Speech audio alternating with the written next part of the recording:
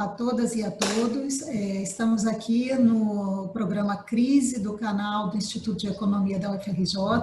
Hoje temos conosco a professora Margarita Oliveira, que é professora de desenvolvimento econômico lá do Instituto e que tem centrado seu trabalho nos últimos tempos na área de economia feminista. Ela tem desenvolvido diversas iniciativas de ensino, de extensão e pesquisa também nessa área, e está ministrando um curso sobre economia e feminismos. Aliás, ela está com um canal no YouTube e outras redes sociais, onde ela tem divulgado diversas discussões acerca discussões teóricas e aplicadas sobre economia e feminismos. A gente vai falar, então, hoje sobre a situação das mulheres durante a pandemia. Diversas reportagens. Para começar, então, olá, Marga. Olá, bom dia, boa tarde, não sei em que horário vão assistir o vídeo. Olá a todas e a todos, e muito obrigada pelo convite.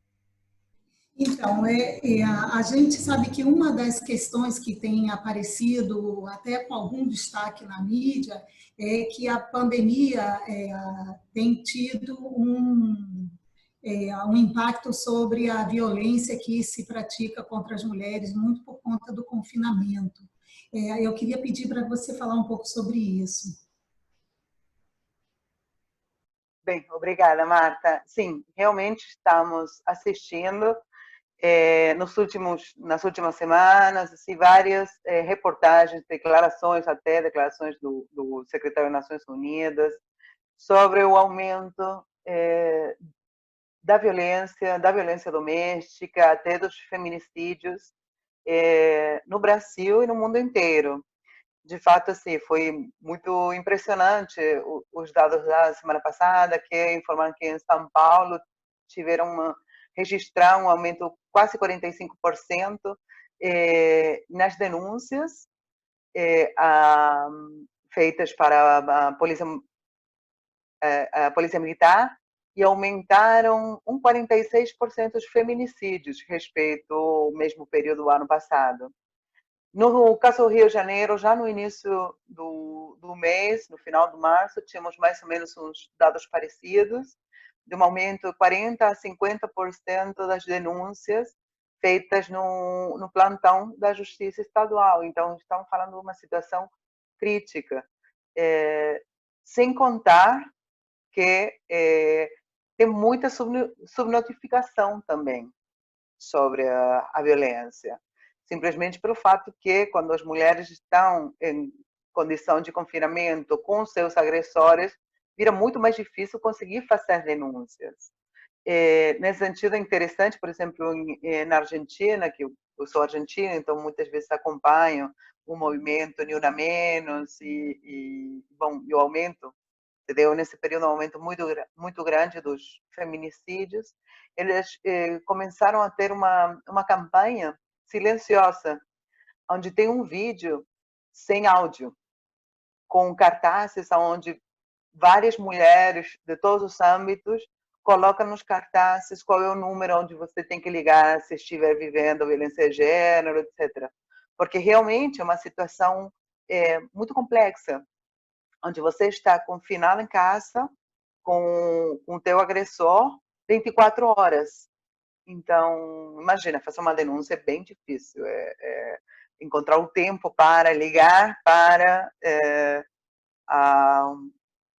os números de telefone de cada país, onde se fazem as denúncias e tal, quando você tem um agressor do lado. Assim, os efeitos disso podem ser até terríveis, né? Então, temos essa situação, um aumento muito grande das denúncias, um aumento muito grande do registro de feminicídios no Brasil, mas no mundo também, né? Os primeiros casos foram na China. A China triplicou os casos de denúncia por violência de gênero, também o Japão, na Ásia inteira, mas também na Europa. Então, não é simplesmente uma questão de países desenvolvidos estão melhores, países subdesenvolvidos aumenta a violência. o aumento da violência contra as mulheres está crescendo em todos os países do mundo. E aí, eu queria, assim, fazer uma distinção que eu acho que é muito interessante, porque, em geral, quando falamos de violência, a primeira coisa que vem na cabeça é a violência física. Porém, não é a única. Quando falamos de violência, desde a economia de gênero, desde a economia feminista, pensamos tanto na violência física, quanto na violência psicológica, a violência sexual e a violência econômica também.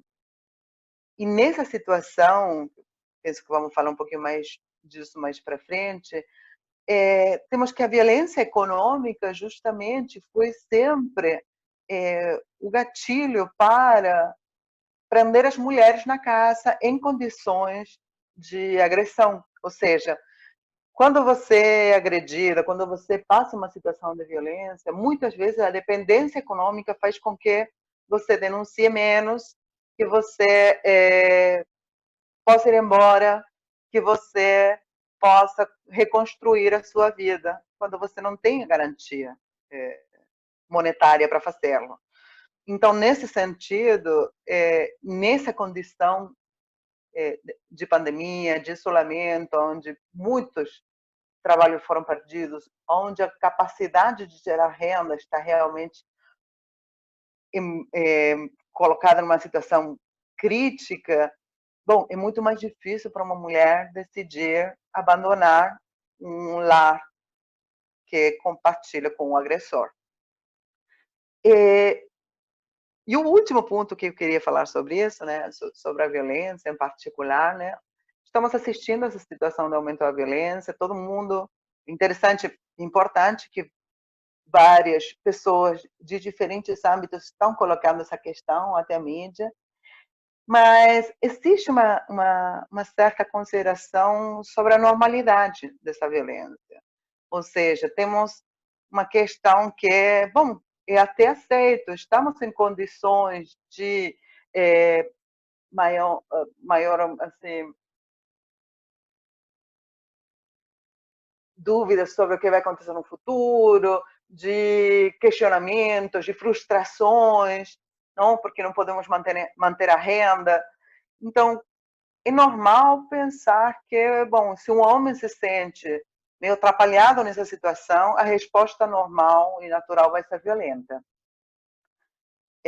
O que não deveria ser assim. Então, isso vai além da pandemia, mas potenciada durante a pandemia pela questão do isolamento, onde temos que existem determinados mandatos, né? Mandatos sociais, construções de gênero, onde as mulheres estamos sempre condicionadas para ser mulheres recatadas, mulheres tranquilas, mulheres amorosas, afetivas, mulheres que contemos os parceiros, mulheres que temos uma tendência natural aos cuidados, mulheres que temos instinto maternal, não? Então, esses são mandatos sociais. Enquanto para os homens, né, quando pensamos meninas vestem rosa, meninos vestem azul, o homem pode ser um menino que tem que ser aventureiro, o menino tem que brincar de ser super-herói, o menino tem que ser, muitas vezes, até violento. Então, passa a ter uma aceitação social sobre a violência, sobre essa saída da violência, que nestes momentos estão sendo particularmente complicados pela questão do isolamento, mas não podemos naturalizá-la.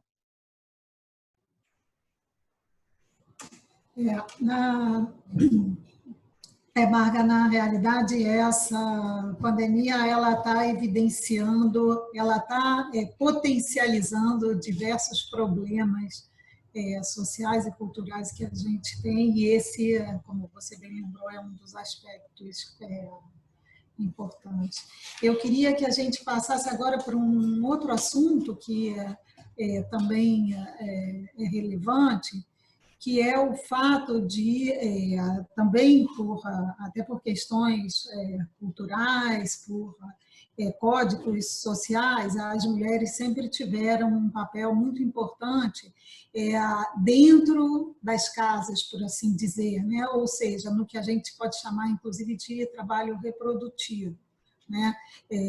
E aí eu queria que você falasse dos cuidados, né? Dos cuidados com a família, dos cuidados com os idosos, com as crianças. Aí eu queria que você falasse um pouquinho queria te pedir para falar um pouquinho sobre isso, como que a pandemia afeta essa divisão de trabalho fora do mercado de trabalho. Sim, é muito interessante, né? Porque justamente essa pandemia está realmente colocando no foco da atenção todos os problemas que as mulheres historicamente passamos, né? Desde a violência física, a violência sexual, econômica, psicológica, até a questão dos cuidados, né? Quando eu falava antes dos mandatos sociais, bom, entre os mandatos sociais está o mandato de mulheres cuidadoras. As mulheres temos esse lugar na sociedade, né? Esse lugar que foi imposto. Já a partir da divisão sexual do trabalho, esse é um tema que eu trato bastante no curso, também nos grupos de debate, nos grupos de extensão, é a questão desse lugar da reprodução social, né? A mulher tradicionalmente, a partir da divisão sexual do trabalho, então acrescentada durante o capitalismo, aparece como destinada a fazer os trabalhos domésticos, trabalhos de cuidados, responsável por todas essas tarefas que fazem parte do chamado trabalho invisível. A partir da divisão sexual do trabalho, o homem, então, passa a ser destinado à esfera pública, a trabalhar para a produção, né? A trabalhar para produzir mercadorias que vão ser levadas no mercado e trocadas por dinheiro ou por outras mercadorias, enquanto a mulher passa a ficar confinada a um trabalho privado, realizado no lar, produtor em termos marxistas, seria até produtor de valores de uso, não valores de troca. Então, esses valores, esses trabalhos não são remunerados e não estão monetizados. Temos uma situação onde o trabalho, todo o esforço físico que a mulher realiza no lar, não tem nenhum tipo de reconhecimento. É disso falamos quando falamos de duplas ou triplas jornadas de trabalho, né? Mulheres que têm que trabalhar em casa, que trabalham mais em casa, agora vou falar de alguns números do que acontece no Brasil, que têm que trabalhar fora e que têm que trabalhar tanto realizando tarefas domésticas quanto realizando tarefas de cuidado das crianças e dos idosos do lar. Então, fica uma situação complexa, porque a mulher entra no mercado de trabalho, mas não sai, não divide melhor as tarefas de reprodução com os parceiros. Por exemplo, se vamos aos dados do Brasil, temos que as mulheres de mais de 14 anos são praticamente 80 milhões. Delas, o 92% declara que realiza tarefas domésticas. E, em média, a mulher destina 20 horas por semana para a realização dessas tarefas que não incluem cuidados, né? Simplesmente tarefas domésticas de arrumar o lar, de fazer a comida, de fazer as compras, de administrar a casa, de tudo que tem a ver com cuidado da casa. Enquanto os homens, por exemplo, é o 78% que declara fazer esses trabalhos. E destinam a metade de horas do que as mulheres para realizar tarefa doméstica. Então, os homens, mais ou menos, estão destinando 10 horas. Aí, é interessante que quando mulheres e homens não trabalham, essa porcentagem, essa quantidade de horas aumenta, mas aumenta também nessas proporções. Então, quando a mulher não trabalha, destina 24 horas por semana e o homem destina 12. Não é que o homem que não trabalha, então, fica em casa trabalhando mais tempo.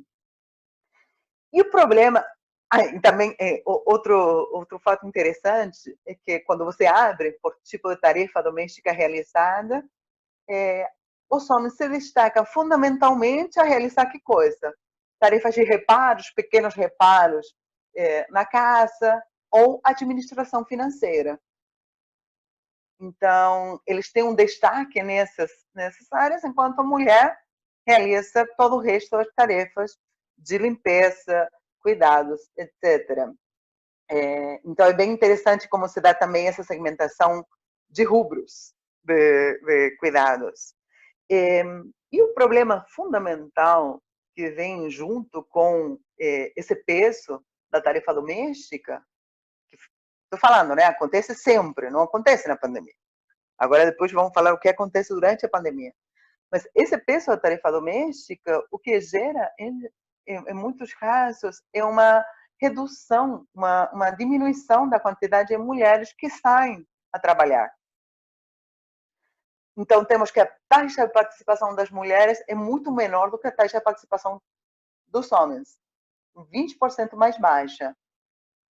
E quando as mulheres são entrevistadas, né, para a PNAD, etc., a maioria das vezes elas falam que elas não saem buscar trabalho porque tem muito trabalho em casa, porque está muito difícil e porque as condições de emprego não são tão boas. Então, se elas têm que contratar outra pessoa para ficar arrumando casa, cuidar dos filhos e tal, não fecha a conta.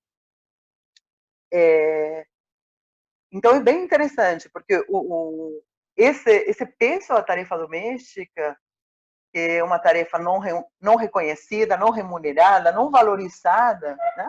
Hoje, em geral, não está valorizada. Se você fica em casa, você não é considerado um trabalhador. Você não é considerada uma trabalhadora. Você é considerada uma dona de casa. Não importa o esforço físico que você gastou.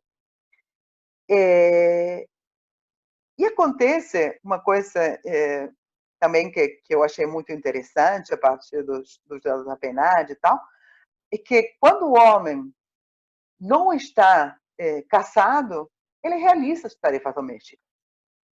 A porcentagem de homens que realizam tarefas domésticas cresce muito quando eles não têm uma parceira.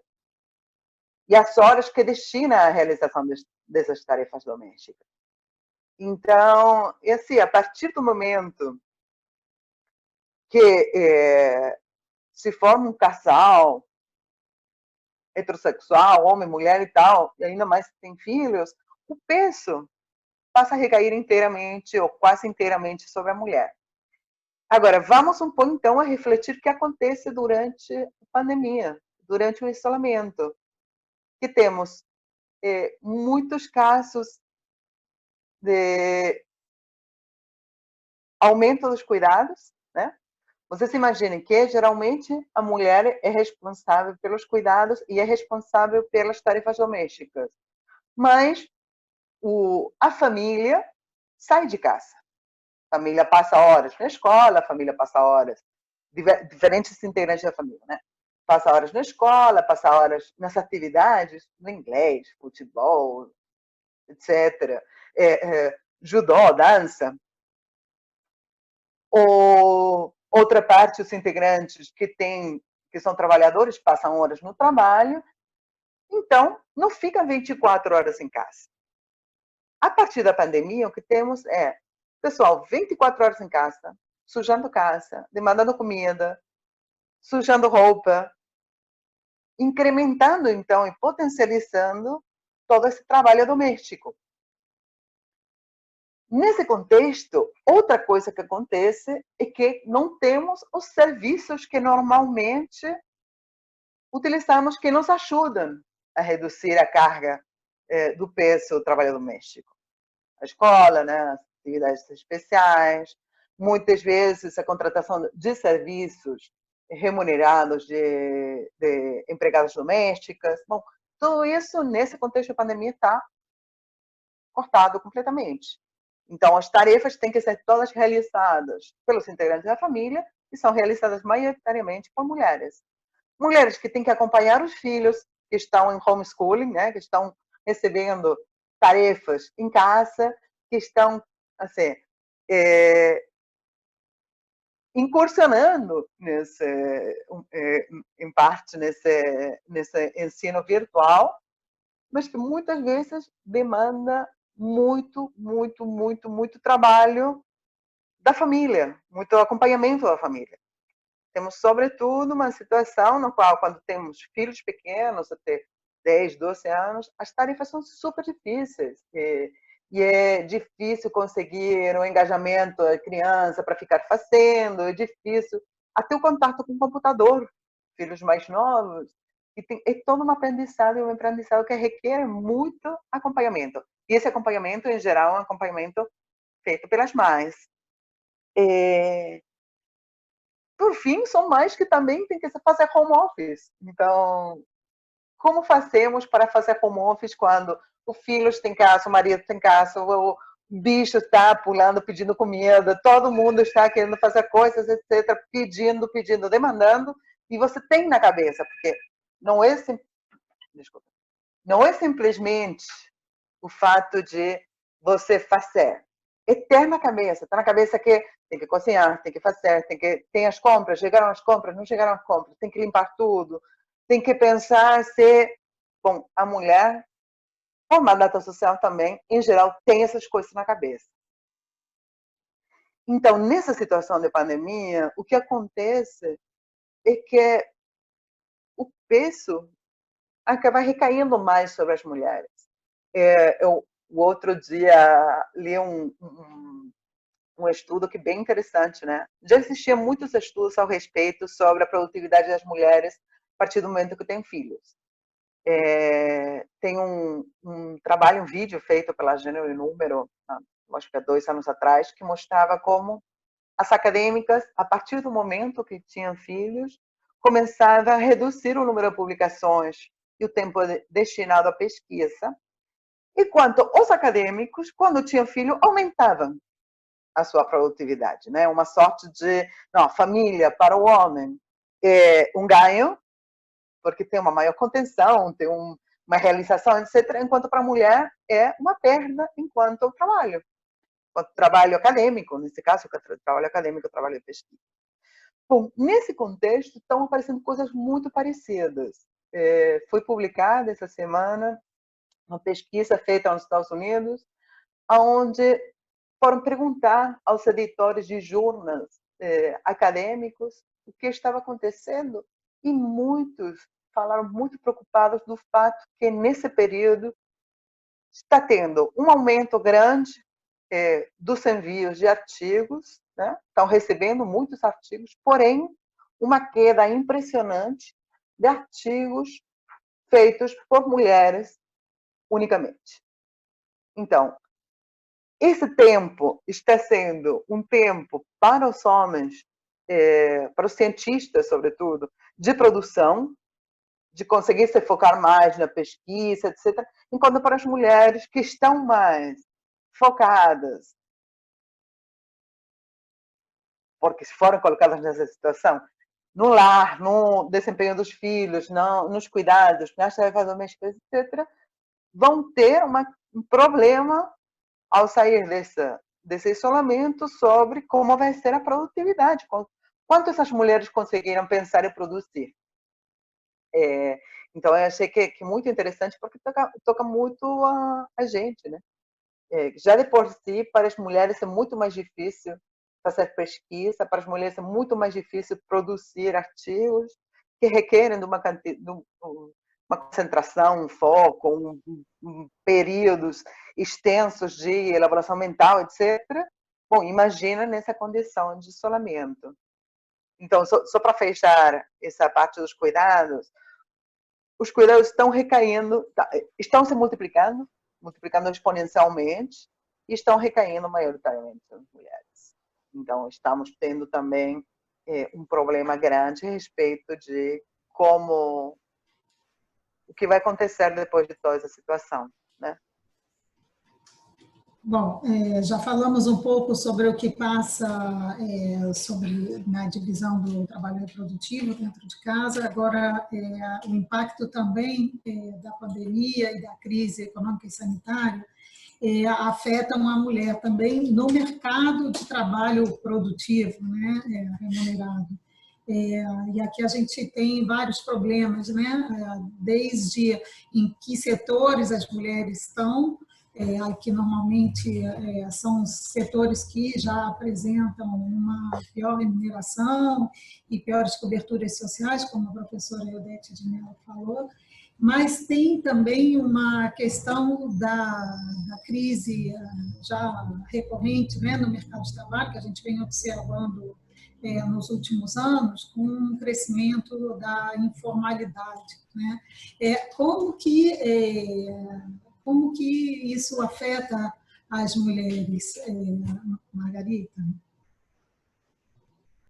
Então, obrigada pela pergunta, porque realmente, assim, quando eu estava falando dos cuidados, né, eu iniciei falando, né, as mulheres têm que ficar em casa fazendo tarefas que muitas vezes eram realizadas por outras mulheres.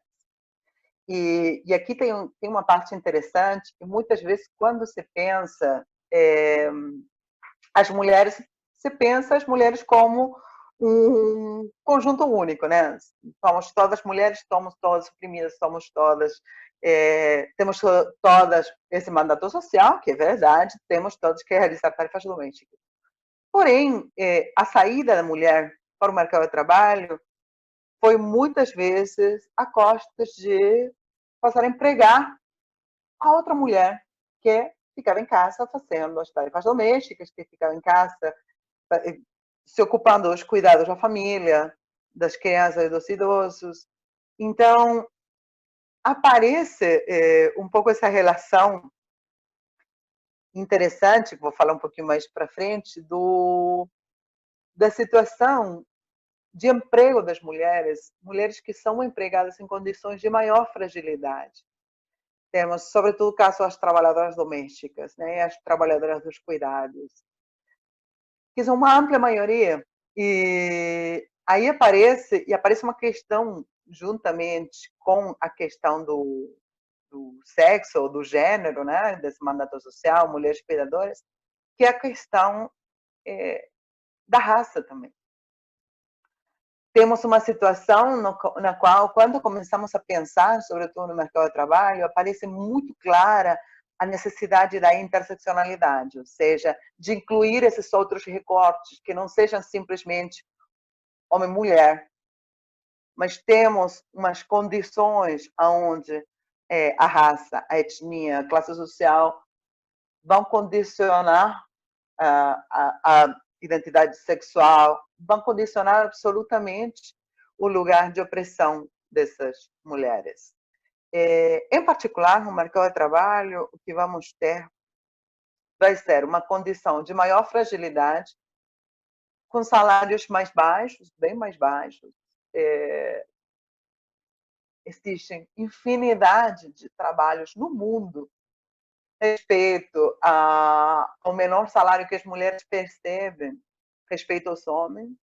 Para mim, eu sempre coloco a mesma coisa, né, nos debates, no curso. Isso tem duas origens. Né? Da uma parte, tem o fato do tipo de trabalho que a mulher realiza. Os tipos de trabalho que a mulher realiza, como falou a Marta agora, estão muito mais vinculados aos cuidados e às tarefas de reprodução social.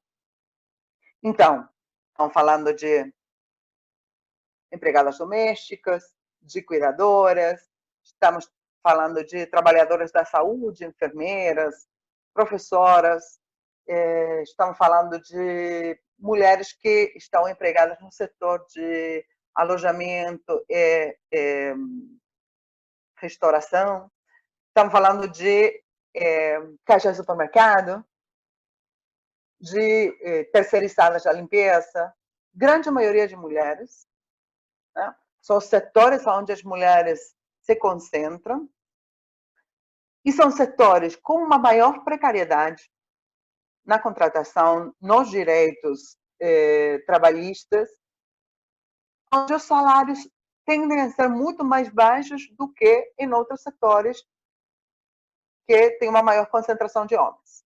Então, aí temos uma primeira diferença, né? As mulheres estão concentradas em setores que têm uma remuneração menor. Da outra parte, temos outra situação que se dá também, que é que as mulheres recebem menos por realizar trabalhos iguais ou similares do que os seus colegas homens. E, em geral, vamos ter que todos os estudos o que mostram é que a diferença entre o salário dos homens e das mulheres está em torno ao 20% e 30%. Vai depender do país, vai depender do nível de desenvolvimento, vai depender dos direitos sociais e políticos também das mulheres, vão depender das políticas públicas desses governos. No caso do Brasil, a diferença entre os salários de homens e mulheres é ao redor de 30%. Agora, isso é uma coisa impressionante, devastadora praticamente. Se você abrir esse dado dos salários por raça, a diferença entre o salário do homem branco respeito ao salário da mulher negra é 60%. Então, uma mulher negra, que em geral é contratada como empregada doméstica ou como caixa do supermercado, ganhou 60% ou menos que o que ganha, em média, o homem branco. Assim, quando eu vi esse dado do Brasil, eu fiquei chocada completamente. É uma diferença absurda. Então, é muito necessário pensar a interseccionalidade, também pensar esse recorte de raça, quando temos que a grande maioria das empregadas domésticas são não brancas, onde temos que essa diferença, então, de 30% vai ser uma diferença salarial verificada entre homens brancos e mulheres brancas, entre homens negros e mulheres negras. Porém, quando quando cruzamos os dados, quando interseccionamos os dados, essa diferença amplia muito. Então, me faz refletir bastante no conceito que a economia feminista vem desenvolvendo muito nos últimos anos, que é o piso pegajoso, o sticky floor. Porque, em geral, há muito tempo que se fala, sobretudo, da capacidade das mulheres de acessar a determinados lugares de trabalho, de poder, espaços de poder, na carreira, né? Quanto as mulheres têm essa dificuldade. Então, a gente já viu um monte de memes, um monte de discursos, etc., sobre como não temos todos igualdade de condições para acessar esses espaços de poder, para acessar. Bom, mas o que acontece, um dos problemas que eu acho que é até mais difícil, e justamente o fato que não é que se você pode acessar ou não pode acessar. Então, essa barreira invisível, chamada teto de cristal, que impediria as mulheres de acessar esses espaços de poder, porque realmente você está focando em um grupo pequeno de mulheres, mulheres que muitas vezes são privilegiadas, mulheres que têm a possibilidade de se instruir, se formar e chegar com maior dificuldade do que os seus parceiros, colegas homens, mas esperar chegar a determinados espaços. Eu acho que tem toda uma parte de mulheres que nem podem pensar em chegar, que essa possibilidade está muito mais longe ainda. Por quê? Porque estão realmente condicionadas a ficar nesses empregos, ficar nesses lugares. A mobilidade social para essas mulheres é praticamente impossível. Então, são mulheres que ficam nesse piso pegajoso. São mulheres que estão realizando tarefas que estão muito pior remuneradas, que têm pior reconhecimento social, que as condições para sair daí são muito baixas, são muito poucas. Então, eu acho que é muito importante, nesse contexto ainda mais de pandemia, pensar nessa situação. Temos uma condição onde vamos ver um pouco mais o que acontece com as trabalhadoras domésticas. Temos que entre os trabalhadores domésticos, o 95, 94, 95% são mulheres. Mesma coisa acontece com as cuidadoras. 97% são mulheres. Dessas mulheres, trabalhadoras domésticas, tem uma grande maioria que não tem carteira assinada. Estamos falando de quase, praticamente 4,5 milhões de mulheres que são trabalhadoras domésticas e uns 71% não tem carteira assinada. E não ter carteira assinada, então, implica não ter direitos trabalhistas. Por exemplo, temos a PEC das domésticas de 2013, onde toda essa porcentagem de mulheres que não têm carteira assinada não entraria dentro dos direitos da PEC das domésticas. Então, 71% dessas mulheres são diaristas. 64% dessas mulheres trabalhadoras domésticas são pretas ou pardas. E recebem um salário que é 60% mais baixo do que o salário dos trabalhadores brancos. Nessa condição, aparece que coisa? Aparece o dilema aparente das mulheres trabalhadoras domésticas de ficar em casa devido à pandemia e isolamento, mas, como não tem carteira assinada, a grande maioria não está recebendo. Agora vou falar, saiu um estudo essa semana que é terrível a respeito. Ou continuar com seus empregos, seus trabalhos, expondo a todo mundo. Expondo elas, expondo seus filhos, expondo os idosos que têm ao seu cuidado. Então, aparece essa situação de milhões de mulheres trabalhadoras que têm que, dia a dia, definir se vão ficar em casa, não tendo como sustentar a família, ou sair a trabalhar expondo a família inteira. Se o caso que consegue sair a trabalhar, porque também muitas famílias não querem continuar empregando as empregadas domésticas pela questão do isolamento. Então, estamos em uma situação onde a fragilidade do emprego, a fragilidade dos salários, etc., dessas mulheres, está realmente colocando em risco grande a continuidade da reprodução social mesmo. Temos que nos últimos anos, no Brasil, aumentou muito a porcentagem de mulheres chefes de família. Hoje temos que praticamente 45% das famílias são chefiadas por mulheres. Isso não quer dizer que não tem homem na família, isso quer dizer que a principal renda é gerada pela mulher. Uma porcentagem altíssima. Há 15 anos atrás, essa porcentagem era metade. Então, temos mulheres que são responsáveis dos cuidados e também do lar, da renda desse lar.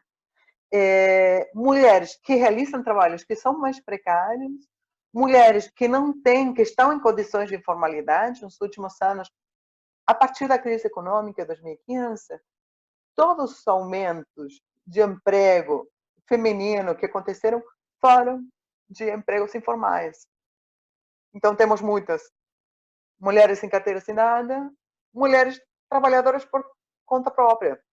E uma coisa interessante que eu estava conversando com os alunos e as alunas de economia e feminismo, que estamos fazendo encontros, assim, discutindo os vídeos que estamos produzindo, etc. Desde a economia, né? Quando pensamos o empreendedor, o homem empreendedor, em geral pensamos nesse empreendedor schumpeteriano, né? Um empreendedor que tem visão de negócios, um empreendedor que busca criar novas invenções para ter patentes, etc. Quando pensamos numa mulher empreendedora, em geral pensamos a mulher que faz pão na casa e vende para o vizinho. Então, essa é a realidade. O aumento das mulheres empreendedoras, o empreendedorismo feminino, das mulheres que são mulheres que, como não têm outros empregos, tem que se buscar a vida, tem que buscar o que fazer, tem que subsistir, tem que garantir o alimento da família, tem que garantir a supervivência da família. Então, entram em condições até de endividamento muito alta, taxas absurdas, porque são mulheres que têm piores capacidades financeiras, para garantir minimamente a subsistência da família. Então, mulheres querem começar a cozinhar, a vender, a produzir, né? Hoje milhões de mulheres estão produzindo mascarinhas, milhões de mulheres estão produzindo quentinhas, milhões de mulheres estão produzindo, se expondo, produzindo condições de total precariedade.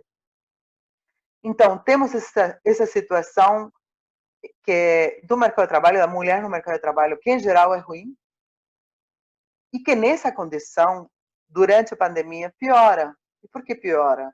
Porque são os primeiros trabalhos que vão ser perdidos. Nesses estudos que estão surgindo sobre os milhões, milhões, milhões de empregos que vão se perder no mundo, bem, seguramente a grande maioria vai ser emprego feminino, vai ser emprego precário.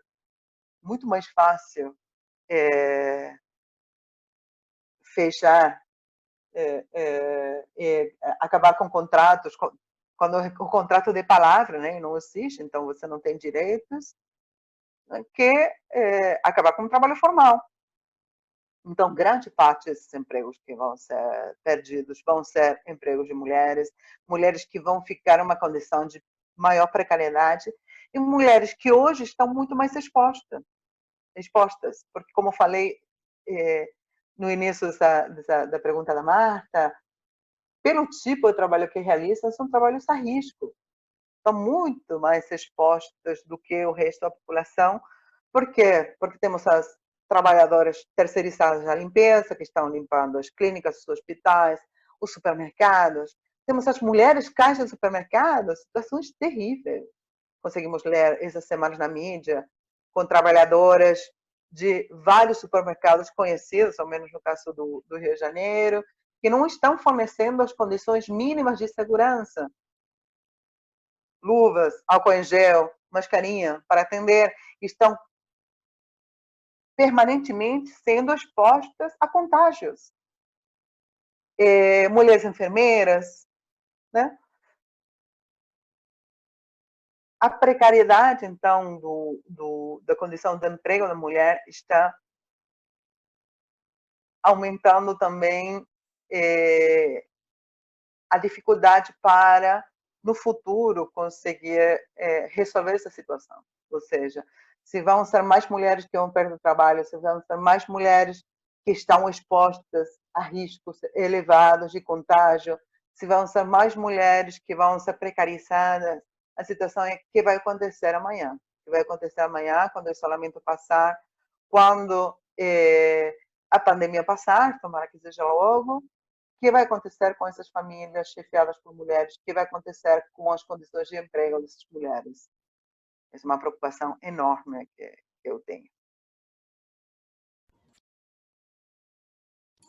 O professor Saboia, quando ele falou sobre o mercado de trabalho, ele falou de um ponto que vem se juntar a essas preocupações suas, Margarita, aqui, o mercado de trabalho, assim, os setores, no momento da pandemia, o mercado informal está sendo, os trabalhadores informais estão sendo muito afetados, né? E aí, o mercado informal, como sempre funcionou como uma espécie de colchão para o mercado formal, só que agora ele está impedido de funcionar, e isso ainda por pior que seja esse mercado informal, ele não consegue nem, na ausência de políticas mais efetivas de proteção aos trabalhadores e trabalhadoras, ele nem essa função de colchão ele vai operar, né? E a outra coisa interessante que tem a ver com as estatísticas que você falou, que eu vi, é que, assim, no fronte do combate à pandemia, também falando de duas coisas bem presentes, né? Não pensando nas perspectivas que são bem sombrias. Mas eu vi umas estatísticas também sobre a presença das mulheres nos postos de trabalho do fronte, né? Que estão na frente de combate e assim, exceto para médicos, onde a presença masculina é maior, em quase todas as outras ocupações as mulheres são maioria. Então, assim, a vulnerabilidade delas é multidimensional. Bom, para terminar, então, eu queria te pedir para fazer uma avaliação sobre as políticas, as medidas, algumas medidas que foram adotadas agora nesse momento e, bom, comentar um pouco sobre efetividade e perspectivas. Bom, sim, realmente estamos numa situação difícil, né? Hoje temos que a principal política que implementou o governo, e sobre isso vários vídeos já foram feitos, do subsídio, né? O subsídio à renda, essa renda familiar, que na maioria dos casos é de R$ 600. No caso das mulheres chefes de família, essa duplica o valor, né? São R$ 1.200, que claramente ajuda, sobretudo para o caso das mulheres que estão em casa, que não conseguiram continuar a trabalhar. Eu esqueci de comentar o trabalho que eu tinha lido sobre as empregadas domésticas, que a reportagem falava que o 30% das empregadas domésticas está em casa sem receber. Então, é uma porcentagem muito elevada. E outro 30% está ainda indo trabalhar. Então, estamos falando de condições ou de ultraexposição, superexposição, lembrando que o primeiro óbito no Rio de Janeiro foi uma empregada doméstica, moradora de Miguel Pereira, que foi para Rio de Janeiro para continuar a trabalhar na casa de um casal da Zona Sul do Rio de Janeiro, que tinha viajado, ela ficou doente e morreu. Então, a situação de exposição é enorme, não é pouca coisa, não é, bom, como falava a Marta, a grande maioria de trabalhadoras, ou a grande maioria dos trabalhadores são mulheres, das que estão na fronte dessa exposição, né? As enfermeiras, caixas, supermercado, trabalhadoras domésticas, etc. E as que perderam a fonte de ingresso, de renda, têm hoje essa saída de, bom, pagamento, um subsídio uma vez de R$ 1.200. Eu considero assim, ajuda, mas não resolve. Sobretudo porque tem uma infinidade de casos que ainda esse dinheiro não foi liberado, né? Tem também muita preocupação a respeito de como é que estão avaliando a entrega desse dinheiro, porque todo mundo está entrando no aplicativo e descobrindo que o seu caso ainda está em análise. Então, é bem difícil. Considerei que ajuda, que bom, que interessante que hajam conseguido colocar essa questão que as mulheres de família recebam o dobro, ainda mais considerando tudo o que eu falei, né? A quantidade de mulheres que estão chefiando lares, a quantidade, a precariedade, etc. Porém, eu acho que o problema mais profundo que eu tentei hoje falar com vocês é que um problema que vem evidenciado um pouco mais a partir da pandemia, mas que é um problema que está radicado profundamente na sociedade, a discriminação das mulheres enquanto a tarefas de cuidados, a trabalhos e enquanto a violência.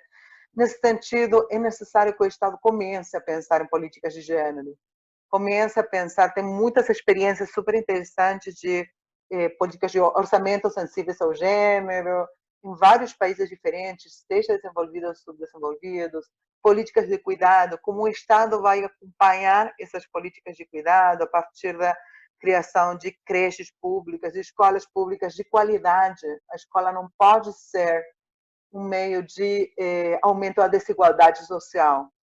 A educação tem que ser pública, tem que ser gratuita, para garantir que toda a população acesse os mesmos ensinos. Não pode ser um instrumento de desigualdade, ao contrário, tem que ser um instrumento de universalização e de equidade social. Tem que ter políticas de conscientização à população sobre a necessidade de dividir tarefas domésticas, tem que ter eu li muito interessante que essa semana até foi retomado um pouco um debate, que é um debate bem antigo, um debate já dos anos 70 e 80, do movimento de mulheres na Europa, onde as mulheres passavam a reclamar salários por trabalhos domésticos. O que claramente é uma coisa muito difícil, é muito difícil que aconteça, mas o ponto mais interessante é que foi sempre utilizado como um mecanismo político para visibilizar o trabalho que as mulheres fazemos e o trabalho que não é remunerado. Então, eu acho que, nesse sentido, também pode ser interessante começar a pensar um maior reconhecimento às mulheres e desde as políticas públicas, né? Licenças por paternidade, por exemplo, para começar a dividir mais equitativamente o cuidado dos filhos, maiores direitos sexuais e reprodutivos, um problema muito grande nesse momento, que estão falando sobretudo desde as comunidades, desde os diferentes tipos de organizações de mulheres que não estão em grandes cidades, e o acesso aos contraceptivos, né? O que vai acontecer nesse momento se você não tem acesso ao contraceptivo? Você não tem a renda necessária para comprar esses contraceptivos. De novo, o mandato da maternidade imposto socialmente. Você não poder encarar, né, comprar e acessar esses contraceptivos, vai ter que encarar uma maternidade não desejada. Então, aparecem muitas coisas complicadas que o Estado realmente poderia se propor como solução. E, finalmente, com respeito à questão da violência, isso é uma coisa que vem sendo muito discutida também na Argentina, né? Na Argentina, o governo tomou a decisão de abrir um espaço grande nesse momento para o aumento da equidade social, a redução da discriminação das mulheres, criou o ministério, criou várias políticas, estão fazendo muitas políticas de conscientização, etc.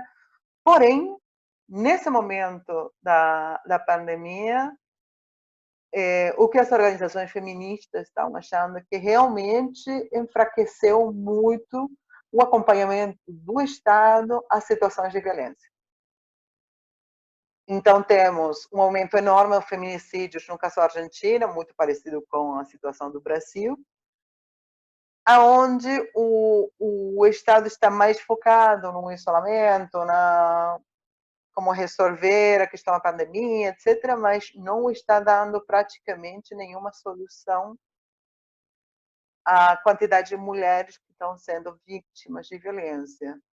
Então, eu acho que é muito importante que, nesses momentos, os governos do mundo pensem e discutam que tipo de políticas vão se dar para perseguir e para evitar os casos de violência. Tanto a violência doméstica quanto a violência sexual. Porque, em muitos casos, as mulheres e as crianças estão encerradas em casa com os seus estupradores. E esse é um conceito que, para muitos, às vezes, fica complicado. Como? Se a mulher está casada, então não é estupro. Bom, sim, existem infinidade de casos de estupro ao interno do casamento. A mulher não está obrigada a querer sempre ter uma relação sexual. As relações sexuais, muitas vezes, ao interno do casamento estão não consentidas. Então, temos que dar uma solução para tudo isso. Temos que dar uma solução e o Estado tem que começar a pensar como vai agir para garantir uma maior equidade, uma maiores condições, melhores condições para as mulheres. Não podemos continuar aceitando essa frase horrível que em briga de marido, mulher não se mete a colher. É realmente horroroso. Então, acho que tem muito espaço, tem muitas políticas que poderiam ser feitas, claramente tem que ter um Estado, um governo que tenha a intenção de pensá-las e praticá-las.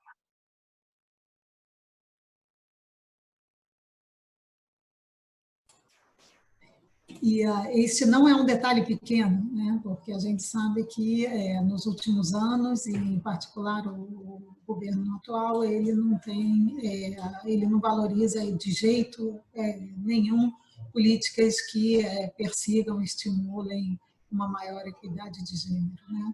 Bom, Margarita, eu queria lhe agradecer. Eu acho que você deixou bem claro que a vulnerabilidade das mulheres ela é multidimensional e que, na realidade, a pandemia ela aprofunda diversas características socioeconômicas e culturais e dos códigos e mandatos sociais, né, que já estavam presentes, mas que nessa situação excepcional que a gente está vivendo se aprofundam e colocam as mulheres em uma situação ainda mais vulnerável que o normal.